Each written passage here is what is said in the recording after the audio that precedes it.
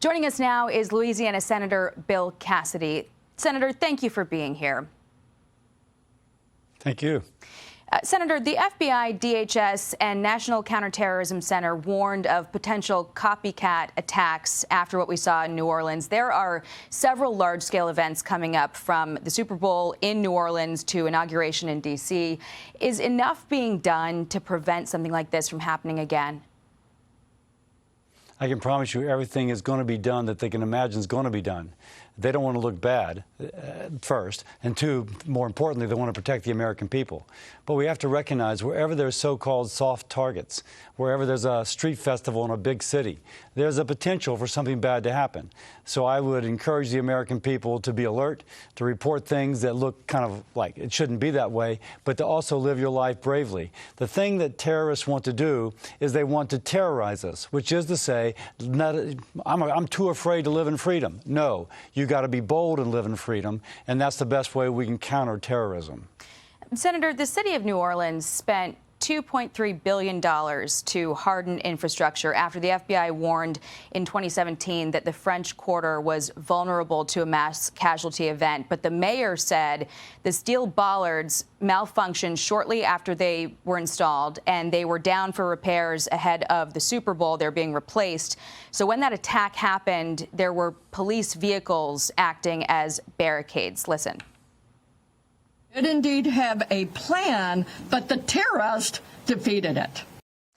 Well, the very next day, that police superintendent you just heard from admitted there were additional barriers on hand, but she didn't know they existed. 48 Archer barriers designed to stop a 5,500-pound truck going 60 miles an hour. The police superintendent didn't know what resources she had to protect the most vulnerable site in the city. Should she face consequences for that? If everything as you laid out is as you said it, absolutely. There has to be leadership at the top. And if the leadership failed as you describe it, then absolutely there has to be consequences. Period. End of story. Now, I think we're going to have a kind of complete review of everything from top to bottom. And if that's the way it ends up shaking out completely, she should be replaced. Yeah, police put out those Archer barriers the day after the attack to reopen Bourbon Street. Meridian Rapid Defense Group, the company that sold them to the city in 2017, said that they're the strongest mobile barriers in the world. But the CEO said, quote, not only did they not know they had them, they didn't even know how to describe them. And even now, in the pictures I've seen, the barriers aren't even set up properly because the wheels are still down. What's your reaction to hearing that? Obviously, we're preparing now for a Super Bowl, and there's going to be a Mardi Gras before then. Very quickly, the city needs to implement everything it needs to do in order to take it to the next level. Now, I will say that our governor, Jeff Landry, has had the state police going down, and there's also a multi-task, multi-parish, multi-regional task force, which is going to provide security.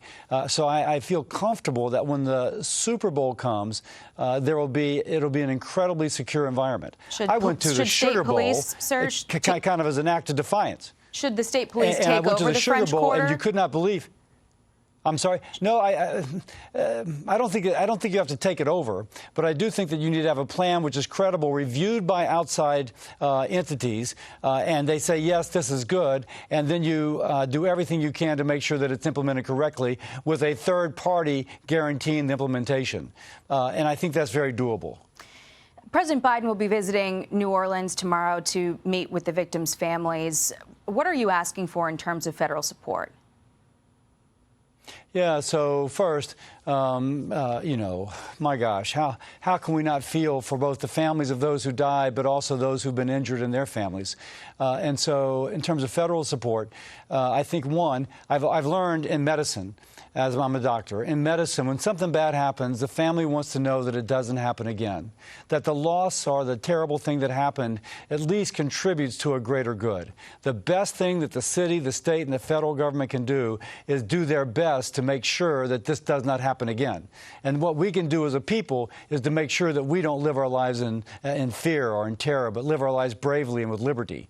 And then support those families however they need support. By the way, I'm very proud of the medical teams in New Orleans. They're going to be providing first-rate care to all those victims. So we also have to take care of that, which is immediate and practical. Sir, the terror attack in your home state has renewed focus on the need for swift Senate confirmations, but delays, we're hearing, might slow that down. Republican sources told The Hill, quote, "You got to get the ethics paperwork and the FBI background check done, and that's taken longer than it should have. They should know better. This has a lot to do with the way the transition team has set itself to operate." Is this potentially a self-inflicted problem for the Trump administration? I do know there was delay in getting the documentation signed in terms of allowing the sharing of data. Now, it's always easy to look back 2020 and say, oh, my gosh, things should have been different. I can't comment on the exact process, but I will emphasize that to get this done as quickly as possible, getting the right person in the right position clearly is important. And I would say that's not just for domestic issues, but also it's a dangerous world out there, also for the international environment. Pete Hegseth's confirmation hearing is next week. ABC's reporting that the Senate Armed Services Committee is requesting additional information from a veterans organization that he previously led, and also from the California DA who declined to bring charges following a 2017 sexual assault accusation. Are you aware of any delays that might bungle his confirmation timeline? I'm not. But by the way, this is the due diligence. The Senate has in the Constitution an advise and consent process. And the fact that this is being requested isn't in of itself necessarily anything bad. It's something good in the sense that the Senate is supposed to look at the qualifications of the person who's nominated and then consent as if they agree that these are good people. So if the Senate's doing its job, that's a good thing. You've already met with Hegseth. Are you a yes for him? You know, I still have to see that process. One, we had a great interview. He presented the issues that that we all know about in the press, and he had a response for them. He was there with his wife. He explained how, you know, went after the war, after he served in the war, his life was messed up, and now it's better. I get that. But I'd also like to review the data, the information which is being requested. That is part of fully vetting someone.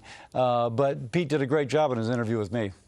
Your committee is going to be overseeing RFK Jr.'s hearing, and there are some reports that Democratic Senators John Fetterman, Bernie Sanders might be giving him a nod of support. How is RFK Jr. faring among Democrats on your committee? I haven't spoken to him about it. I just don't know. I will meet with him this coming week. I look forward to the interview. I agree with him on some things and disagree on others. The food safety, I think the ultra-processed food is a problem. Vaccinations, he's wrong on. And so I just look forward to having a good dialogue with him on that. Okay. And then yesterday, Speaker Mike Johnson made clear to House Republicans that it's Trump's preference to do one reconciliation package rather than two to get the 2017 tax cut extension done along with the border piece because of those narrow margins in the House. Are you on board with that approach? Well, I better be. If the president says he wants it and Mike Johnson says he's going to do it, all spending bills originate out of the House. So I think that they will dictate the action. As regards to strategy, they're absolutely true. There's very narrow margins. And so we've got to get it right. I suppose after they've looked at the votes they have in the House, they figured that is the best way to get it through. I'm not going to dispute Mike Johnson. I think he's doing a great job. That is a little bit of a reversal. Usually it's the Senate that dictates what happens in the House. No, you know, spending bills once more begin in the House. It's probably it's whatever chamber is having the greatest problems. And when Mike has a margin after three people leave for the cabinet of one, he's I don't know if there's ever been a House with that strict of a margin. Now, by the way, if we only do one reconciliation bill, those three people who are leaving to go to the cabinet will be replaced, and his margin will be at least a couple more, and not much, but a couple more. So there also may be something very practical in mind there, too. It always comes down to the math. All right. Thank you, Senator Cassidy. Appreciate your time this morning. Thank you, Jackie. Thank you.